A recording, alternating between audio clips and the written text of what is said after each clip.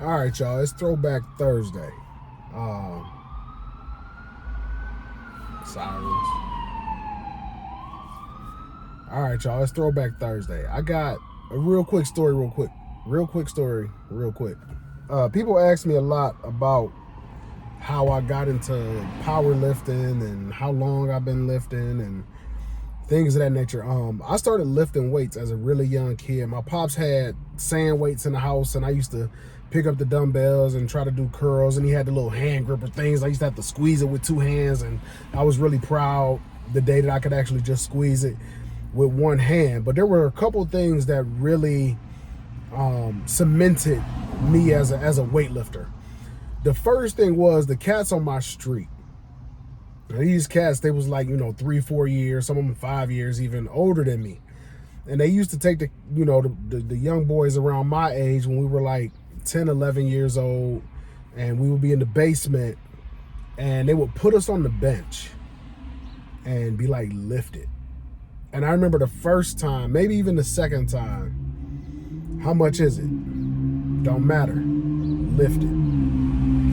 So this one put a mentality into me that whatever it is that's in front of you don't really matter. You either gonna do the work or you're not.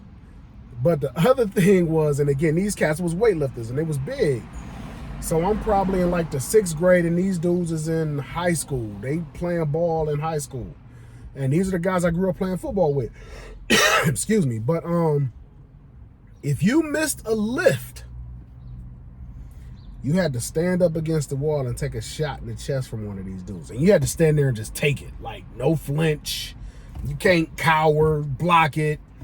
None of that. And again, these guys is 4 or 5 years older than me now.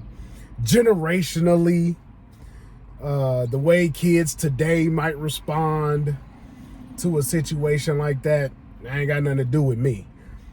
It taught me a lot. One, that my mind meant a lot in terms of lifting, because when I thought I couldn't lift something and I compared the strain and the pain of getting that weight up off my chest to the strain and the pain of taking one of those shots to the chest, more times than not, that weight moved.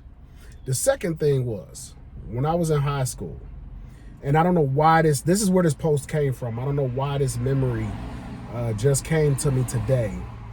But we didn't have a real weight program in high school, but it was a group of us that would be in the gym, after school, hitting the weights. And I remember our sophomore year, the summer coming into our sophomore year of football, they had these cutoff sweatshirts, these gold cutoff sweatshirts. I forget what they say. James Hicks, if you got yours, I remember you got one. Me and James was the same age. We were sophomores together. And to get the sweatshirt, you had to bench 225. So the summer coming into my sophomore year, I wanted that sweatshirt. And I didn't get it. I missed. I couldn't hit 225. And it took me back to that mindset in the basement. So now it became a mission.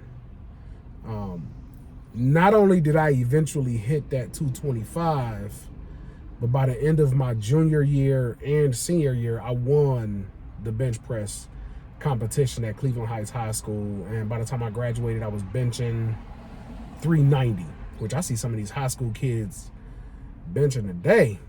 My little 390. Now, I was about $185 in at 17 years old, 16, 17 years old, benching 390, so that's impressive. But some of the way these kids is moving now is ridiculous. But I just wanted to share that with y'all real quick. Those are two things that really left a mark on who I am today and how I fell in love with lifting weights and how I became, 216 muscle.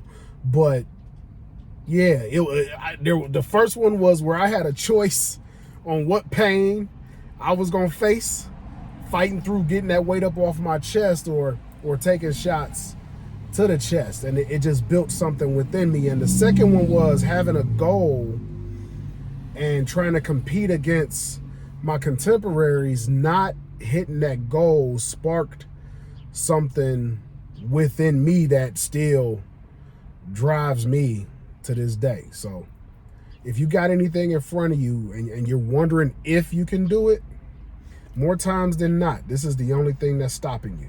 All right? Get this up out your way, and you can get that weight up off you. All right?